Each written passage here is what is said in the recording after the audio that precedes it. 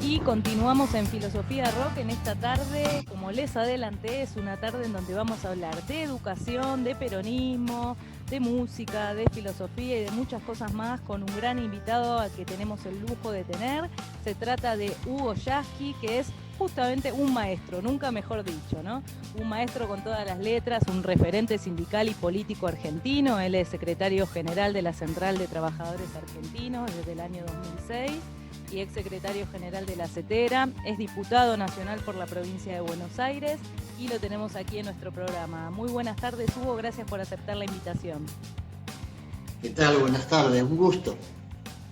¿Cómo estás, Hugo? Bueno, primero preguntarte, como este es un programa de filosofía, si has leído filosofía, cómo es tu relación, si te han gustado algunos textos o alguna corriente en particular que te haya gustado para compartir con la audiencia. Sí, leí algunos textos de filosofía, algunos que para mí son de un enorme valor, qué sé yo, algunos escritos, por ejemplo, de Marx, el 18 ¿Cómo no vas a ser, cómo no vas a ser un trabajador referente sindical y de los trabajadores si uno no lee Marx, ¿no? Es como el principio, ¿no? Es como... Claro, tiene escritos filosóficos que tienen un enorme valor. De joven también leía a Nietzsche, así hablaba Zaratustra y algunos textos más clásicos, porque bueno, cuando estudiamos para maestro teníamos una mujer que era la profesora de filosofía que realmente tenía una manera estaba tan enamorada de esa materia que un poco a unos cuantos de ese grupo me fue encaminando en algunas lecturas. Así que fue una... son textos que, bueno, cada tanto uno vuelve a leer, ¿viste? La sociedad líquida, qué sé yo, cosas que forman parte de los debates cotidianos. No lo hago sistemáticamente, pero bueno, son textos que uno le sirven para abrir un poco la mirada. Y qué importante el trabajo de un maestro o de una maestra a la hora de enseñar filosofía. Para quienes iniciamos este camino de estudiar y de aprender filosofías, en la formación personal siempre hubo algún maestro que te haya acercado algún texto, que te haya hecho cariñar con esa disciplina en particular. Es siempre, creo que todas las personas destacamos eso, algún maestro o maestra que te haya pasado algún texto y que te haya hecho cambiar tu universo simbólico, ¿no? Tus formas de mirar el mundo. Claro, porque generalmente, viste, yo me acuerdo en la escuela teníamos la idea de que era, viste, como levantar un adoquín, que te lo tenías que llevar como fuera para tratar de zafar, pero esa profesora realmente nos abrió la posibilidad de que nos gustara y quisiéramos ir por más, ¿no? En el tema. Hugo, ¿qué tal? Pablo Rizzi. Y este programa se llama Filosofía Rock. Y así que preguntamos sobre la filosofía, pero también preguntamos sobre la música. ¿Qué música te gusta escuchar? ¿Escuchabas música? Sí, escucho mucho música y tengo vos sabés, un radar muy amplio. Porque mis hijas, sobre todo mis hijas que son más de escuchar música, cada tanto me mandan un pendrive con los temas que a ellas les gustan. Nosotros viajábamos mucho en auto, yo era secretario general de SUTEBA y estaba separado, entonces había muchos viajes que los tenía que hacer con mis dos hijas más chicas, que todavía estaban en la primaria en esa época. Así que era, viste, ser secretario general de SUTEBA implica que por ahí tenés que irte hasta Carmen de Patagones. En aquella época eran viajes en auto, o a Junín, o a Pergamino, largos viajes. Y a ellas les encantaba escuchar música en el auto, así que nos íbamos digamos, nos juntábamos en determinado tipo de música, qué sé yo, las bandas de rock, Los Piojos.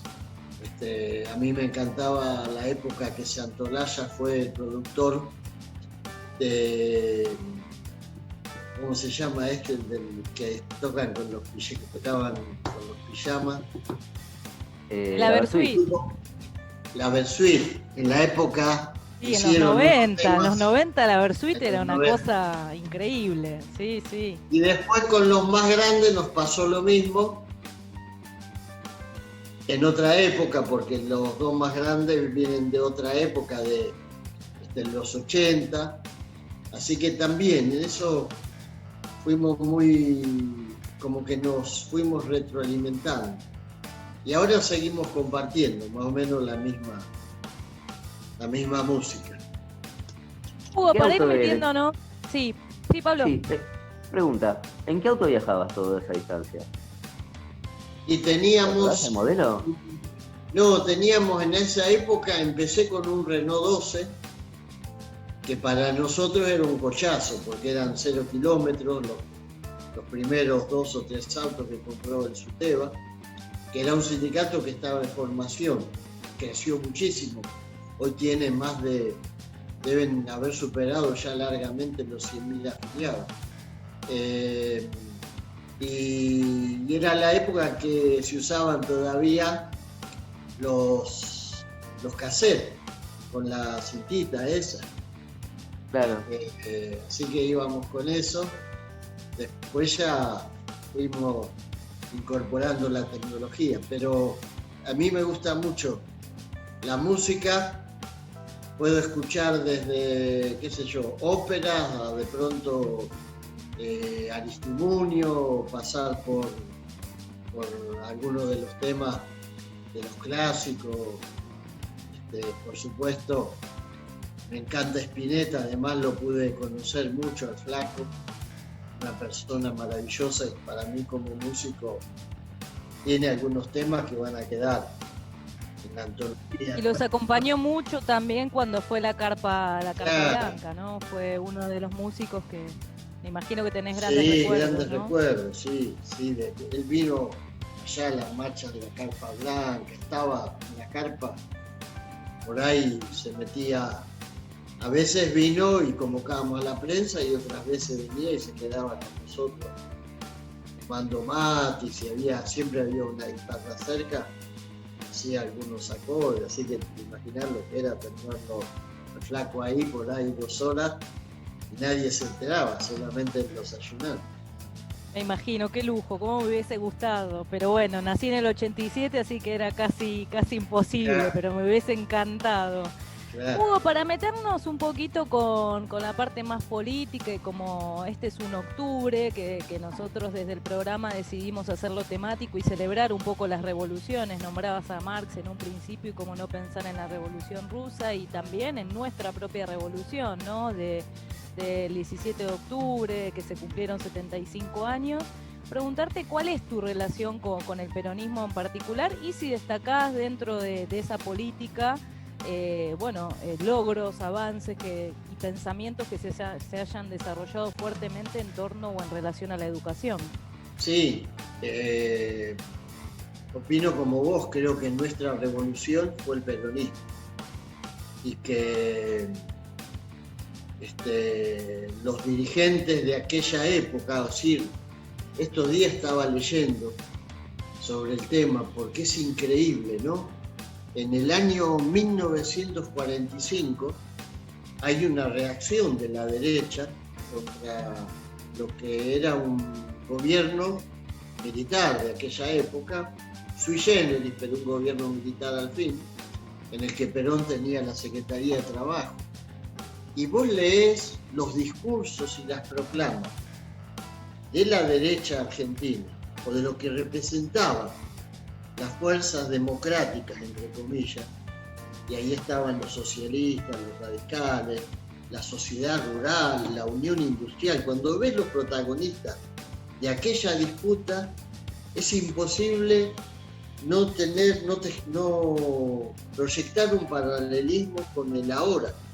En ese momento había marchas de la derecha o marchas de los democráticos, con el apoyo solapado que después se hizo descarado de parte de Estados Unidos, por eso la famosa Braden o Perón. Claro, estaba Braden jugando con toda la embajada, totalmente. Y el discurso era la república, las libertades, la democracia, contra la barbarie, contra los que de alguna manera identificaban como esos obreros, que claro, como la Argentina estaba en un proceso de industrialización acelerado, a raíz de que las potencias estaban en guerra, entonces hubo que empezar a fabricar en la Argentina cosas que normalmente venían de afuera, desde las agujas a las planchas, pasando por los patines hasta productos de limpieza. Todo eso generó un desarrollo enorme de la industria y potenció el poder de la CGT, que tenía la mayoría de sus dirigentes enrolados en el radicalismo, en un sector, el sector intransigente del radicalismo, que era un poco más combativo, el socialismo, el comunismo, y se va conformando una identidad.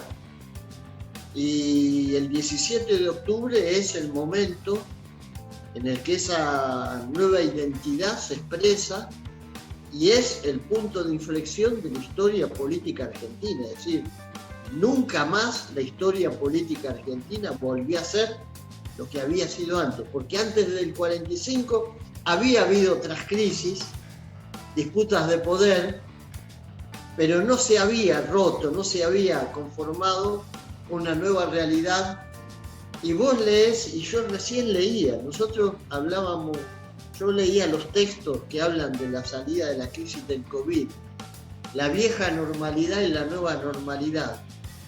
Y para mi asombro veo una declaración de la CGT del año 1945, fechada el 14 de octubre, 3 días antes del 17, cuando estaban poniendo en marcha los motores. La CGT saca una declaración condenando las marchas de los que se dicen dueños de la República y les habla de la vieja normalidad, en la que ellos siempre definían por los trabajadores, y la nueva normalidad, 3 días antes del 17 de octubre, maravilloso.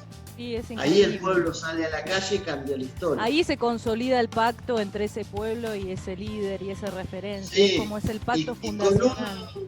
Cuando vos lees, porque incluso a mí me asombra, mirá que tengo tantos años de experiencia en el peronismo, pero cuando lees el debate político de esa etapa, se podría transcribir casi al presente, con un nivel político en las definiciones de los dirigentes obreros de aquella época, que ojalá los tuviéramos hoy.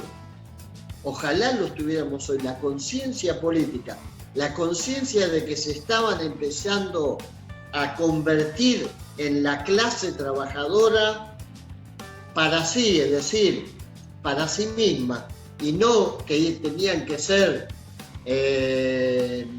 unos radicales, porque había dirigentes radicales, otros socialistas, otros comunistas, pero siempre supeditados a decisiones que se tomaban en las cúpulas de los partidos. Es decir, acá nace realmente un movimiento que, bueno, ha sido tan enorme su influencia en la política argentina que hoy todavía gobierna, enfrenta las mismas acechanzas, los mismos enemigos de clase, porque son enemigos de clase, quienes sienten ese profundo odio, y no hablo de esa gente que sale a manifestarse, sino de los dueños del poder, ¿no? Los que ayer, cuando el presidente Alberto Fernández quiso intentar un discurso con una honestidad intelectual extraordinaria, porque otro tipo que iba fiel podría haber dicho 3 o 4 de esas frases que no significan nada, como para que estos se quedaran tranquilos, pero bueno, con honestidad intelectual le fue a plantear cuestiones, y las reacciones marcan un hilo de continuidad. es un conflicto que hoy se expresa de otra manera, porque estamos en el siglo XXI. Nadie hubiese imaginado un 17 de octubre virtual, pero ocurrió. De fondo los intereses en pugna son los mismos y los proyectos de nación, y los que de afuera intentan impedir que seamos una nación independiente, todo eso sigue estando. No puedo dejar de mencionar, y como puente también hacia la coyuntura, para empezar a trabajar sobre eso en esta entrevista, Hugo, mencionar los gobiernos de Néstor y Cristina en el medio, sobre todo en su compromiso con la educación, ¿no? No solo con la educación superior, que es un poco lo que quienes somos parte de este programa, muchos de nosotros militamos y de nosotras, sino con la educación en general y con la inclusión, con esa liberación de la que hablabas y con justamente hacerse cargo del compromiso histórico que se asumía en ese momento. Sí, yo creo que Néstor y Cristina, los dos, le devolvieron al peronismo toda su potencia transformadora. Es decir, por eso los jóvenes, muchas generaciones de jóvenes, les pasó como nos pasó a los jóvenes de la década del 70, así como nosotros descubrimos el peronismo, porque teníamos 17, 18, 19 años, y de pronto descubríamos algo que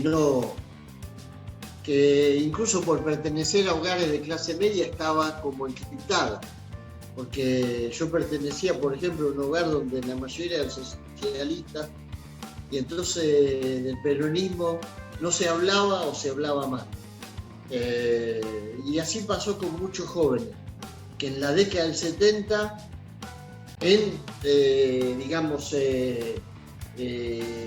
no siendo hijos de peronistas, de pronto abrazan el peronismo. Y yo creo que con Néstor y Cristina pasó lo mismo. Le devolvieron la idea de que el peronismo no podía ser utilizado por los grupos del poder económico para tener un títere de presidente, como nos pasó en la década del 90, y que el peronismo podía volver a ser el movimiento que sintetizara derechos humanos, que sintetizara derechos de la mujer, de la diversidad, justicia social, libertades democráticas, restituir los derechos del movimiento sindical. Esa síntesis que ningún otro partido en la Argentina puede amalgamar, incluida la educación pública. Sí, de hecho, Néstor siempre se reconoce como hereditario de esa generación diezmada de los 70 Claro. Hijo de esas madres, nieto de esas abuelas, y justamente iba a reivindicar, y fue de los primeros gestos que tuvo, esos valores. Vos sabés que a Néstor, lo cuento en un libro que salió ahora, a raíz de los 10 años del fallecimiento de Néstor. Yo a Néstor prácticamente lo conocí así, de tratarlo, cuando empezamos a discutir el proyecto de ley de financiamiento educativo, que fue uno de los grandes avances de Néstor, enorme. Y me acuerdo que el día que lo fuimos a ver a Néstor con el ministro Filmus, nos recibió en su despacho, de pronto interrumpió la conversación que estábamos teniendo sobre la factibilidad o no de una ley de financiamiento educativo, y yo, por supuesto, uno siempre tiene esa curiosidad, ¿no?, de qué habla un presidente, así que estaba muy atento a lo que hablaba Néstor, ¿viste? Trataba de que no se notara demasiado, pero escuchaba. Y de pronto me di cuenta que estaba hablando con la madre de un compañero de él desaparecido. Y la mujer le estaba preguntando, le estaba contando de un poema que había dejado su hijo,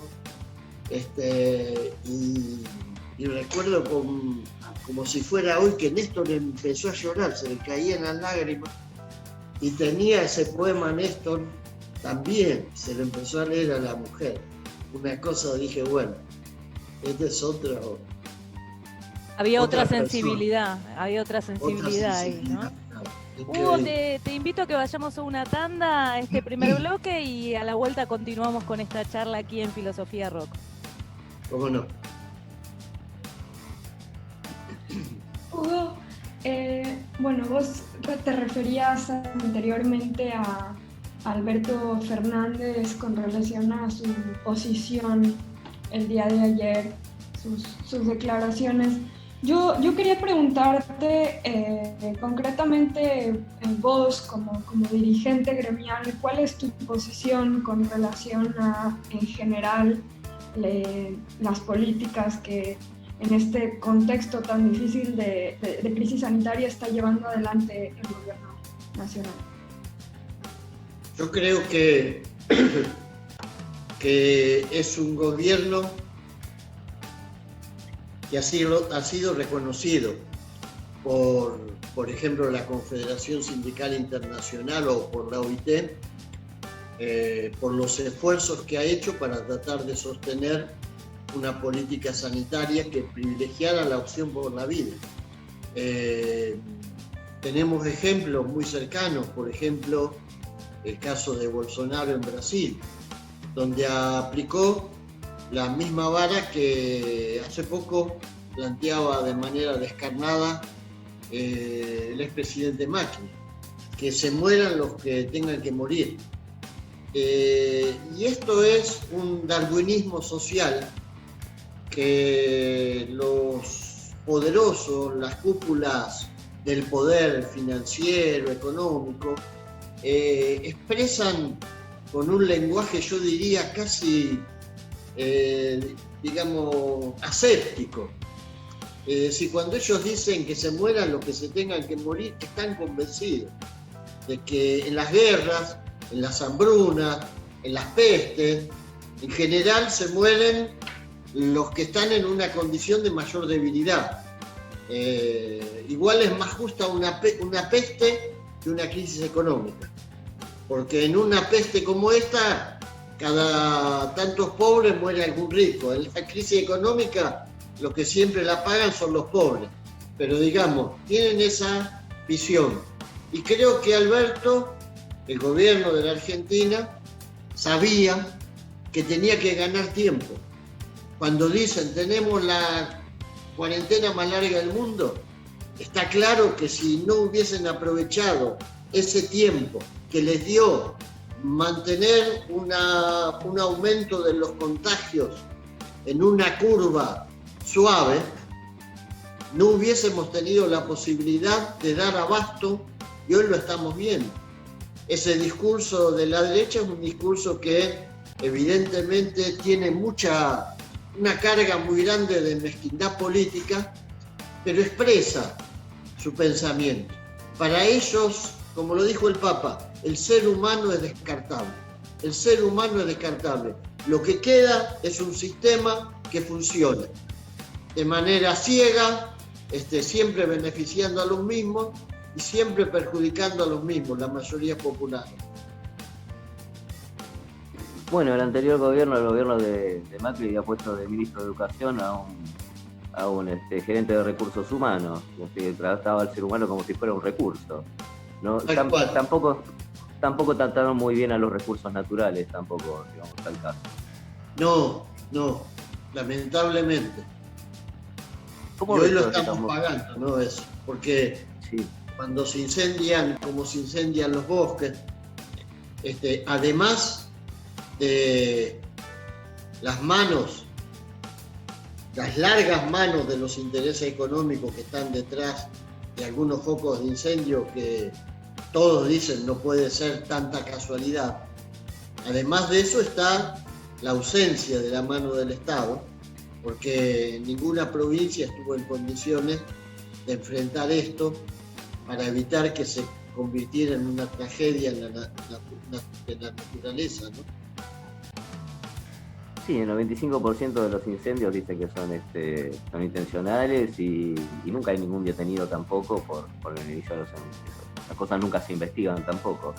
Tampoco. ¿Qué me decís de la aparición de Macri la semana pasada, de las palabras que dijo? y me parece que es como un profeta del odio, porque un expresidente ante un advenimiento tan grave, tan apabullante para la comunidad como es la instalación de la pandemia, alegremente se evade.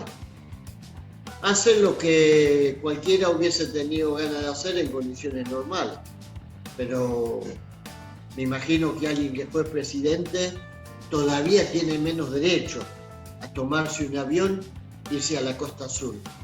Y luego vuelve cuando él siente que la temperatura del odio le marca una intensidad como para que su discurso cuadre, para que su discurso entre. Y vos fijate, en este momento tenemos una sociedad que está viviendo un momento de tensión. La fatiga social, el cansancio, el peso abrumador de la crisis, la corrida cambiaria que están alimentando los dueños del poder fáctico, las presiones, el intento de generar la sensación de acorralamiento, de asfixia, y él ahí nada como pez en el agua, simplemente para profetizar que está todo a punto de desbarrancarse y tratando de explicar lo inexplicable, porque últimamente ya no le queda nada de lo que espiarse en términos de responsabilidad. No, al principio no era responsable de los asesores políticos, dijo que no era responsable de la comunicación, y ahora lo que sería su métier, el presupuesto, los números, la economía, ahora confesó que tampoco.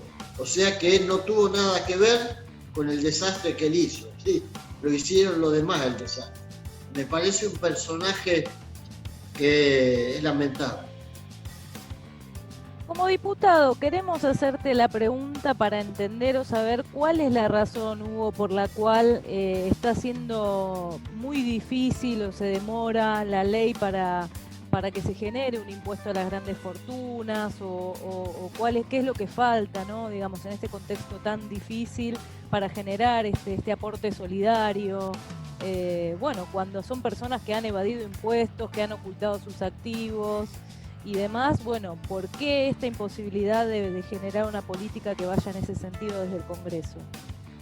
Y porque son los dueños del poder económico en la Argentina.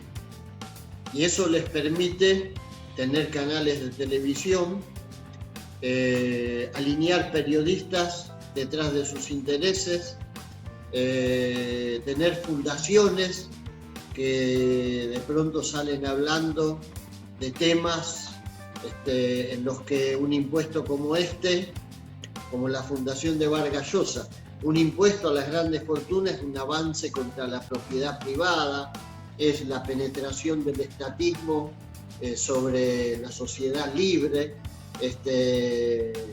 Entonces van generando una presión, incluso a contrapelo de lo que piensa la mayoría. Yo tengo algunas encuestas de opinión donde al principio el anuncio de este proyecto tenía un 80% de adhesión, y hoy, con toda la lluvia ácida de los medios de comunicación, han logrado que esa adhesión esté en el orden del 65-60%. Es muy alta, es muy fuerte la adhesión. He visto incluso encuestas de opinión que hemos encargado, donde preguntamos sobre el grado de acuerdo con una reforma tributaria para que paguen más los que más tienen. Hay una adhesión muy fuerte a eso, pero ellos tienen el poder de generar lobby y de disciplinar a sectores opositores que a la hora de tener que debatir un proyecto como se enervan y se convierten en defensores de las cuentas y de las fortunas personales de un puñado, como si eso fuese una causa noble. Yo los veo argumentar en las sesiones de la comisión, en el Congreso, y se enfervorizan defendiendo las cuentas offshore, las acreencias, los capitales de esta gente, como si uno estuviese hablando del derecho de los pobres a tener la comida cotidiana. La verdad es impresionante verlo, porque uno se imagina, yo decía incluso en muchas declaraciones, yo decía no quisiera estar en los zapatos de los que tengan que defender la oposición a este gravamen. Y la verdad que los veo con una pasión que me cuesta entender de dónde puede salir. No entiendo por qué menos del 1% de los que viven en este país, que se beneficiaron con los recursos fiscales que les pusimos todos, porque cuando esa gente accede a promociones crediticias, a blanqueos, a moratorias, a condonaciones o a utilización de infraestructura que no la utiliza un pobre, un puente de 8 carriles lo utilizan ellos, no nosotros, para que su mercancía se mueva. No entiendo por qué esa gente no puede hacer que una gotita de lo que tienen acumulado se derrame hacia abajo. Y lo defienden porque, bueno, son los dueños del dinero y es muy difícil enfrentar a los dueños del dinero. Hace falta conciencia, organización, paciencia y sobre todo construir correlaciones de fuerza. Vamos a avanzar si tenemos las correlaciones de fuerza como para poder enfrentar esos poderosos intereses. Hugo, yo como docente universitaria y docente de la Universidad de Buenos Aires, quería hacerte una pregunta relacionada con el trabajo que hemos llevado adelante las trabajadoras y los trabajadores de la educación y cuál es la posición que vos crees que debe asumir la central al respecto. Pues si bien no hemos sido declarados trabajadores esenciales, lo cierto es que no hemos dejado de trabajar desde que inició esta pandemia. Sí, hay un proyecto de emergencia educativa de una diputada del radicalismo que plantea declarar como una tarea esencial la tarea educativa. Nosotros, al igual que lo ha hecho la CETERA y la CONADU, estamos contra de esa definición, porque eso sería la piedra de entrada para reducir muchos de los derechos, conquistas de los trabajadores y trabajadoras de educación. Incluso nosotros hemos tenido una situación en la que a raíz de una de las huelgas de CETERA se pretendió de las autoridades del gobierno en la época de la Alianza declarar esencial el trabajo educativo para cercenar el derecho a huelga, y la OIT respaldó la posición de los gremios, diciendo que no era en esa acepción trabajo esencial. Creo que han hecho un trabajo que ha implicado mucho desgaste, porque muchos docentes han tenido que aprender. Una cosa es utilizar el mismo desgaste que tuvimos nosotros y ustedes, hoy haciendo periodismo a través de esta plataforma. No era algo que ya lo sabíamos hacer.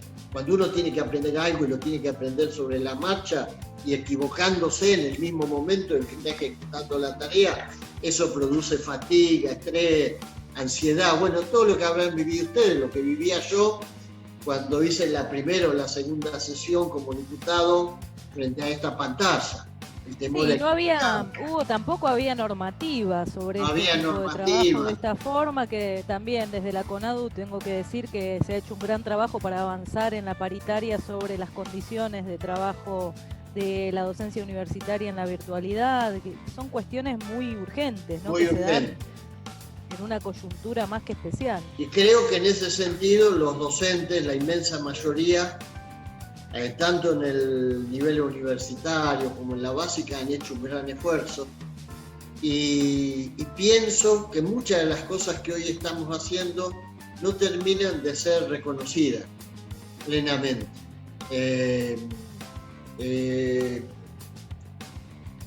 Yo hoy veía una foto de un alumno, la publicó Eduardo López, creo, el secretario general del Sindicato de los Docentes de Capital. Un alumno en el medio de un patio, rodeado de periodistas, con micrófonos, como si hubiesen descubierto el alumno presencial, y eso me parece que es una forma de menospreciar el esfuerzo de los docentes, de menospreciar la comunidad, exhibir un alumno pobre al que se lo está escrutando para ver de qué manera reacciona un alumno pobre convocado a clase presencial en el medio del patio de una escuela. Me parece que necesitamos y nos merecemos un debate más serio. Hay que aprovechar estos meses hasta marzo para ver de qué manera nos preparamos para los dos escenarios que vamos a tener que enfrentar. La posibilidad de estar en un momento de baja de los contagios, ojalá que sea ese, y entonces tendremos que discutir en qué condiciones vamos incorporando presencialidad para que tengamos un ciclo lectivo que ya tenga otras características, o de qué manera nos preparamos para el otro escenario que puede darse, porque pasó en los países de Europa, está pasando ahora, que es que tengamos que seguir utilizando la conectividad en las vías virtuales. Pero bueno, ahí nos tenemos que hacer cargo, porque muchos decían, hay alumnos que no acceden a la computadora o a la conectividad, y también hay docentes que no lo hacen, porque no tienen. Y hay 5 meses para resolver eso. Hay 5 meses. Y creo que después que haya pasado esto, cuando volvamos a esa nueva normalidad, como decían los compañeros de la CGT en el año 1945,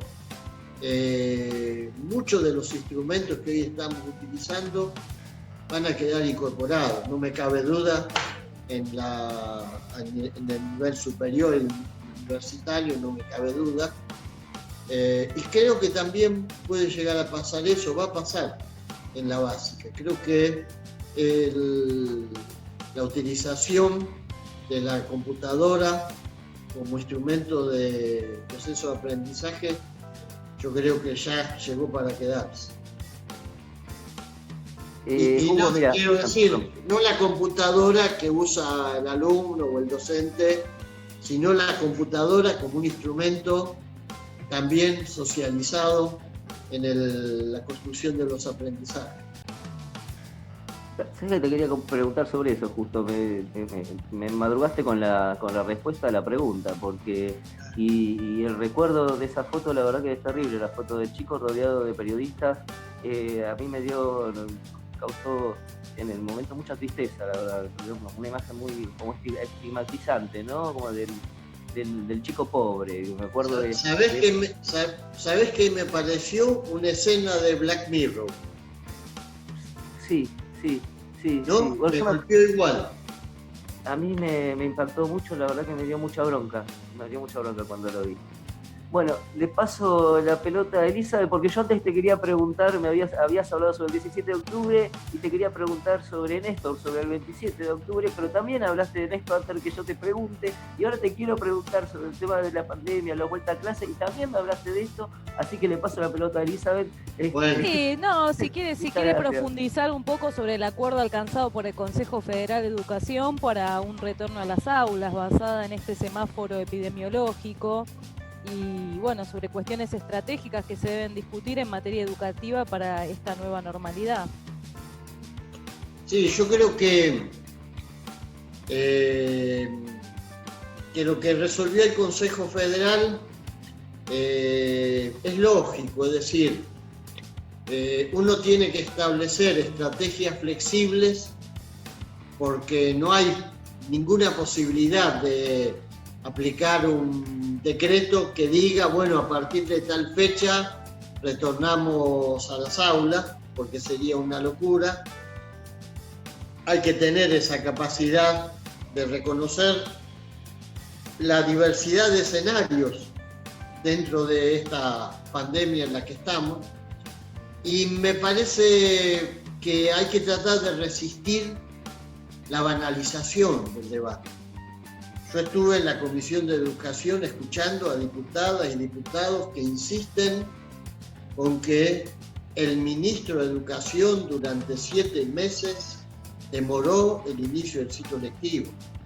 Esta historia de que tenemos la pandemia más larga del planeta, esta historia de que perdimos el tiempo, esta historia de que empezamos antes y ahora que la tendríamos que estar aplicando no podemos, me parece la verdad una banalización y una utilización oportunista de algo en lo que tendríamos que estar pensando, es decir, cómo garantizamos continuidad de los aprendizajes, cómo tratamos de ponerlo a la altura de la gente, porque vos sabés que, para sorpresa mía, el 70%, el 68%, en otras encuestas de opinión, opina que no enviaría a su hijo a la escuela en estas condiciones.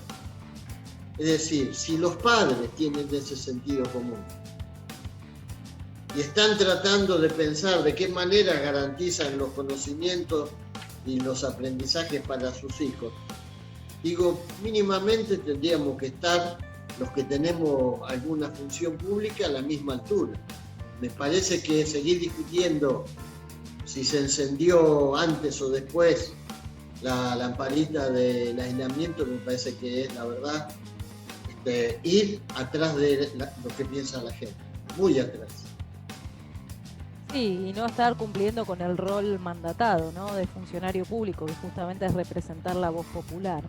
Quería preguntarte ahora, bueno, vos sabés que el presidente, incluso antes de la consolidación y del triunfo del Frente de Todos, había hablado y hemos realizado un acto en Lanús, en el que muchas veces se piensa en función de la necesidad de unidad del movimiento obrero. Bueno, en ese sentido la CTA se volvió a reunir con la CTA Autónoma, había una propuesta concreta de unificar con la CGT, lo has esbozado y lo has dicho varias veces, Hugo. Bueno, te quería preguntar sobre qué novedades y resistencias encontrás, tanto fuera como dentro de la propia CTA, para que ese proceso se haya distanciado. Yo creo que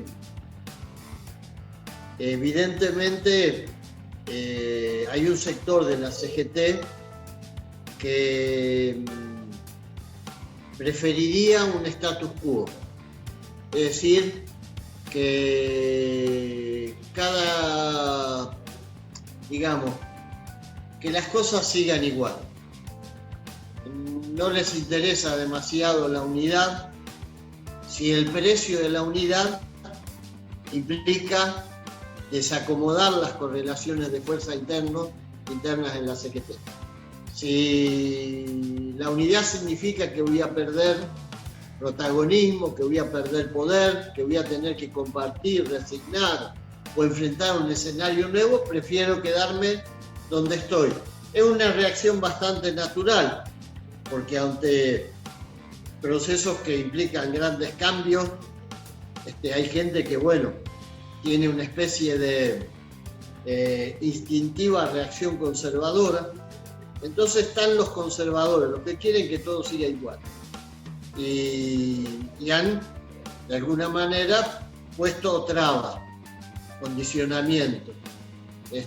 Han querido congelar, que esto quede en una foto y que no pase más de ahí. Y luego hay sectores internos de la CGT y muchos compañeros de las regionales que creen que es necesaria la unidad. Con ellos seguimos trabajando. Yo la verdad creo que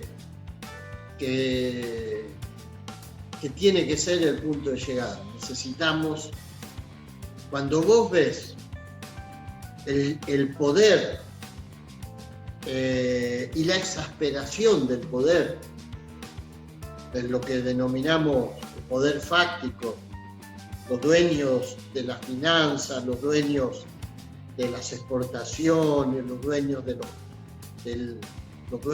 los señores de la sociedad rural, cuando vos ves ese poder exasperado solamente porque el pueblo decidió darle el mandato a un presidente y a una vicepresidenta que no se allanan a gobernar aplicando meticulosamente el programa que estos sectores quieren.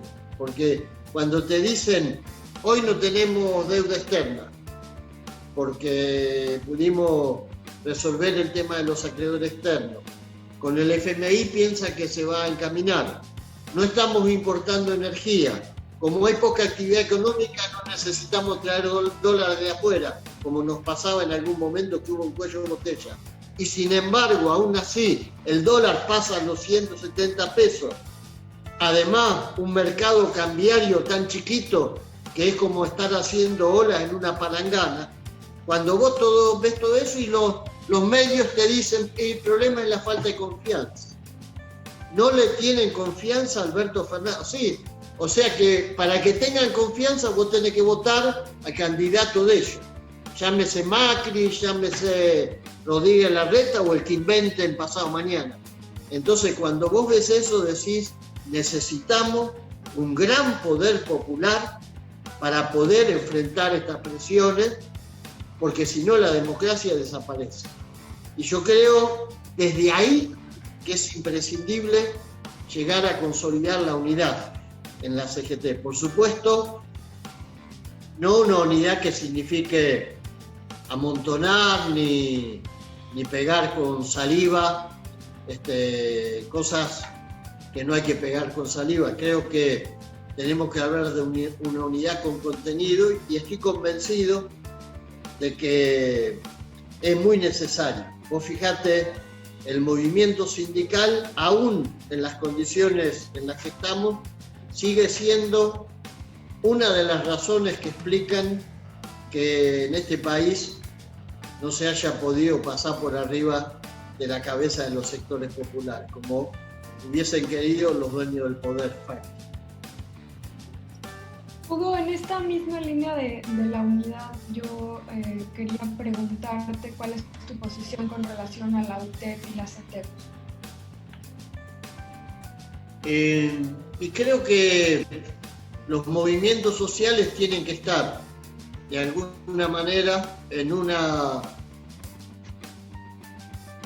un espacio de articulación con las centrales sindicales. Yo creo que lo ideal sería tener una sola central de trabajadores, una sola central del movimiento sindical, una sola central de los movimientos sociales, porque además de la CETEP y de la UTEP hay otras, hay todo un universo de movimientos sociales que tendrían que estar unificados y que esos dos grandes bloques que representan a la clase trabajadora tal cual hoy existen, tuvieran una mesa de articulación, un bloque sindical y social donde se definieran políticas estratégicas. Ese para mí sería el punto máximo al que tenemos que llegar. En relación también al trabajo y pensando lo que fue, hubo esa pueblada de diciembre de 2017 contra el saqueo previsional macrista, que además fue uno de los puntos que marcó quiebre con respecto a la imagen pública que tenía el expresidente Macri, que posibilitó su derrota. Coincido con vos que gracias también a la movilización del movimiento obrero.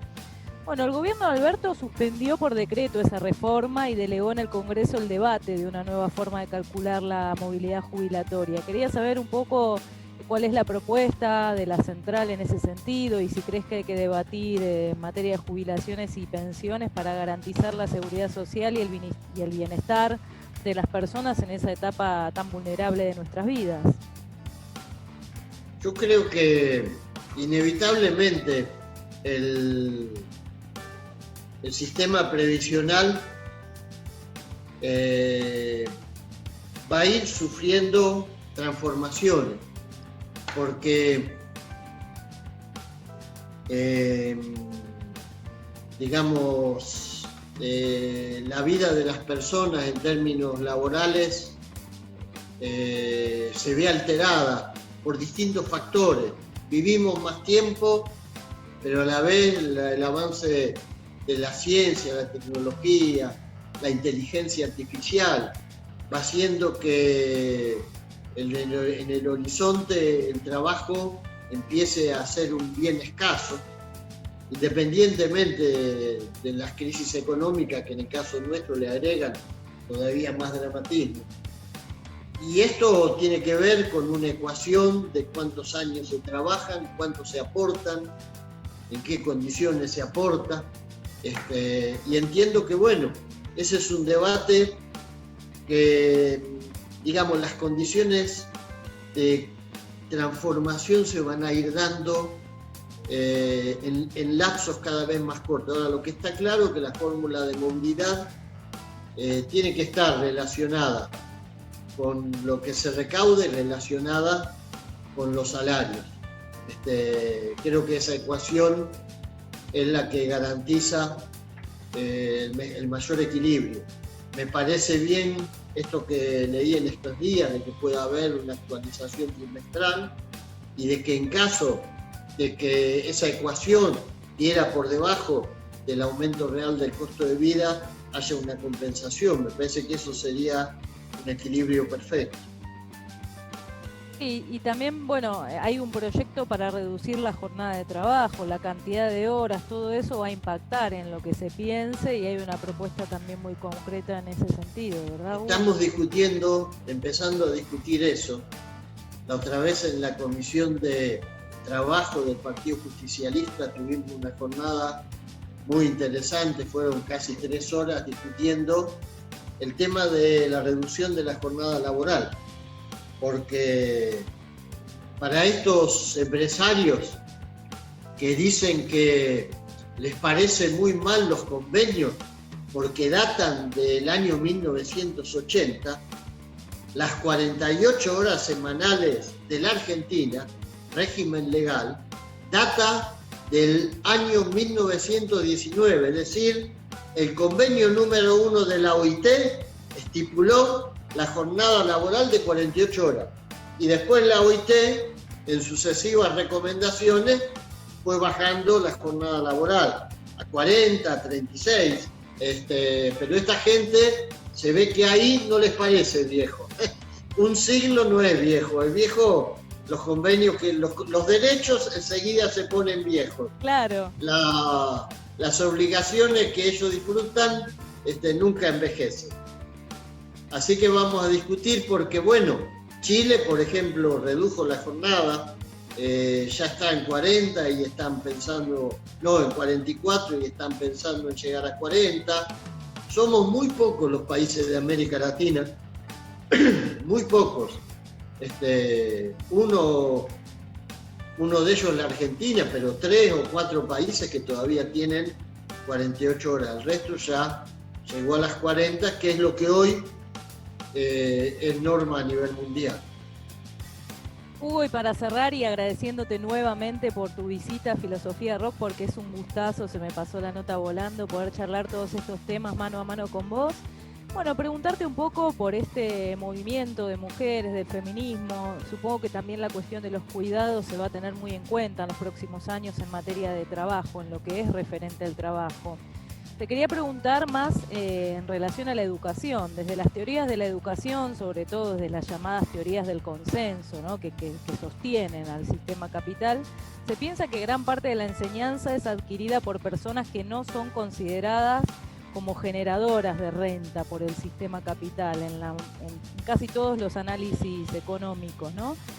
Que son principalmente las mujeres. Bueno, ¿cómo está esto en relación a la enseñanza? Si vos ves que eso se va a modificar para que se garanticen más derechos a las mujeres trabajadoras de la educación, pero por otro lado a las mujeres en términos de que se equilibre un poco la balanza de los cuidados desde el rol del Estado, un Estado que intervenga para ampliar los derechos de las mujeres en ese sentido. Y yo creo que el papel del movimiento de mujeres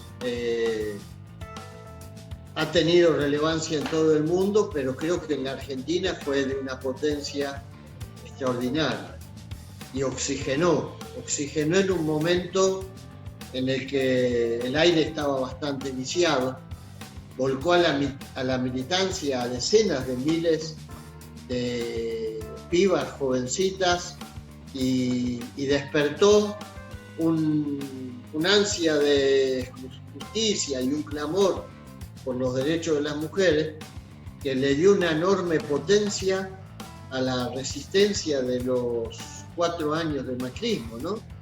Qué sé yo, la marcha del Ni Una Menos, los pañuelos verdes. El primer paro de mujeres a Macri lo hicimos nosotras, Hugo. El primer paro de Recordemos mujeres, eso. se hizo Macri, claro.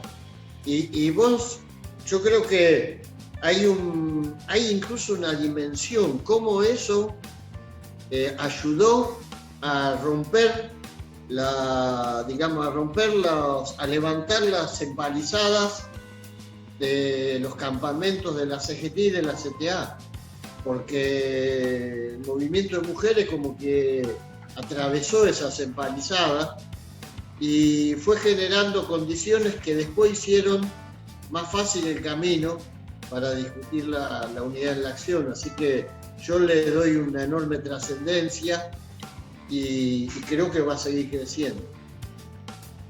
Hugo Yasky, muchas gracias por participar de nuestro programa de Filosofía Rock, te agradecemos. Pablo, Andre.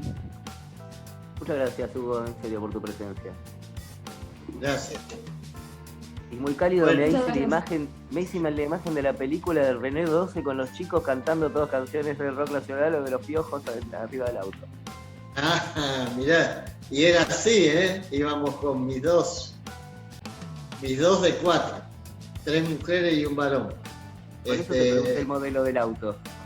Claro, un Renault 12. Bueno, pero eso es muy de los docentes. Bueno, mirá Carlos es arqueólogo, me refiero a Carlos de Feo, el secretario general de la CONADU, se va en auto a todos lados, viaja por todo el país, le encanta. Claro. Eso es muy Y bueno, gran compañero, Carlos. Y nada, decirle que fue un gusto, que también se me fue rápido, una linda charla, un día que uno está un poco más tranquilo y puede hablar así. Así que gracias, me sentí muy cómodo. Ojalá que la audiencia lo disfrute. Así será, muchas gracias. Hugo Yasky, nos vamos con los Piojos, escuchando a los Piojos que lo ha recomendado acá Hugo Yasky. Nos vemos hasta el viernes que viene a las 15 horas por Radio Caput.